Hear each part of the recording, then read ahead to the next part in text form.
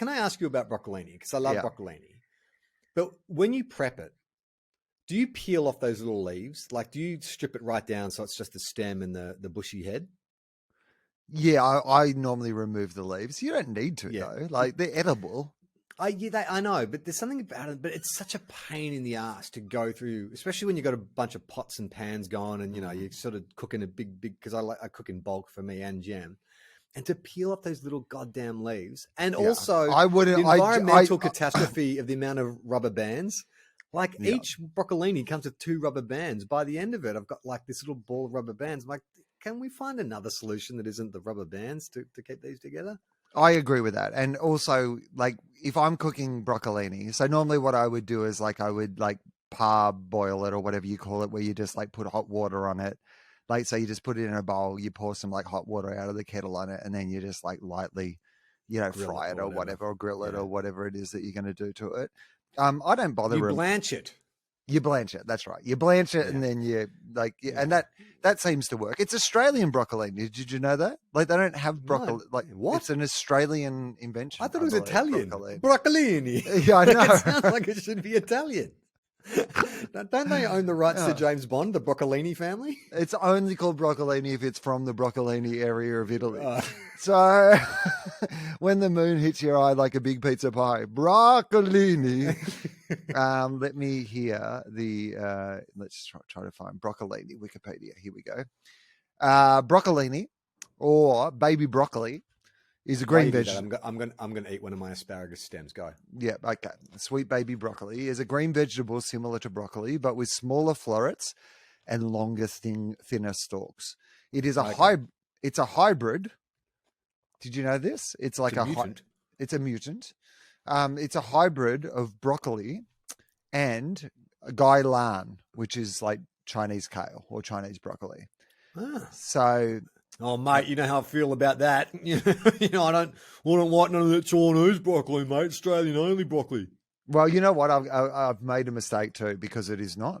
That was actually question everything, guys. That was completely wrong what I said. This is all just a promotional tool for your TV show. Exactly. So it was actually developed by which nation? Which nation looked at Chinese kale and broccoli and thought, you know what, we can make a beautiful baby out of these two things? What nation do you believe had that imagination? Neighbors of either China or no? It's an Asian country. I'll give country? you. Yeah. I don't know. Was it known for its innovation? It wouldn't necessarily. Japan. So, broccolini was originally developed over 8 years. See, they stuck at it. They had a dream. By the Sakata Seed Company of Yokohama. I assume they're the same people who make the snack foods, the Sakata, the rice crackers and stuff that you can buy. So the Sakata was developed as a hybrid of broccoli and Chinese broccoli rather than being genetically modified. So yeah, it's not genetically modified. They got a broccoli to fuck a Chinese broccoli. Like, come on, guys. I can see the scientist in the lab just with the Chinese broccoli, and the broccoli just like, come on, kiss, damn it. Why isn't this working? 8 years. 8 years it took. Sakata partnered with Sanbon Incorporated in 1994 to begin growing the product commercially in Mexico under the name. Okay, this is great. So what name was broccolini called in Mexico? Now, you'd never guess it. So I'm going to have to give you...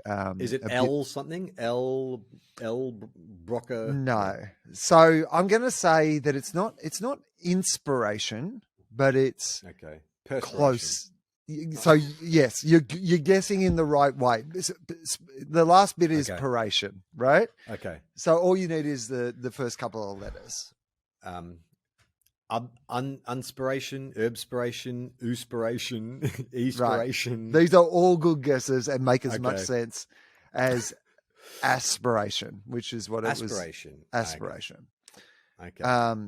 Implying a similarity to asparagus. Sounds like a celebrity cologne, doesn't it? Like aspiration. Will Anderson's aspiration. Aspiration.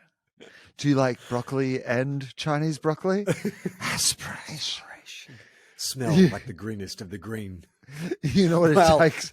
I mean, Will does smell like the greenest of the green, but it ain't broccoli. You know what it takes to get a broccoli to fuck a Chinese broccoli? Aspiration.